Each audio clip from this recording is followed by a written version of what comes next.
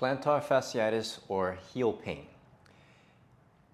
The majority of times, not all the times, but the majority of times, just like most people are right-hand dominant in the world, when the symptoms are on the right foot, heel pain and plantar fasciitis, in general, it's because there's too much of a delay or they're spending too much time on their right foot during their regular locomotive gait cycle, gait patterning, whether they're walking or running, and everything in between. And on the left, they have less than optimal strategies, grounding strategies. They don't have as much space in order for them to load, to shift and load onto that left. So it overloads the plantar fascia and heel on that left. So let's do a little experiment. You're going to stand face forward.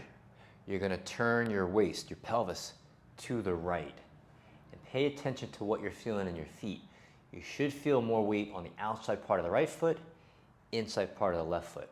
Now imagine this is your starting point. And imagine as you take a step forward on your right and shift onto it, you're going to have much more space, much more loading or grounding. Okay, that's going to overload over time the plantar fascia and thus heel pain when those threshold of soft tissues are surpassed.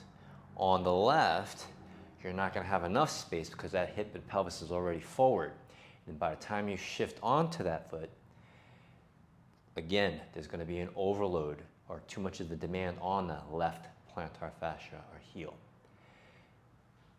So these are just very, very common patterns when people start having heel pain or plantar fasciitis symptoms.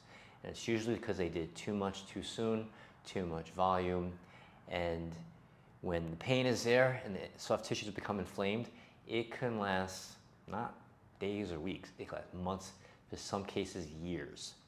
But you gotta be aware of one's individual patterning, break out of it, teach the nervous system new and improved strategies, and start integrating it. And then that's when you'll have better outcomes and resolution of the symptoms.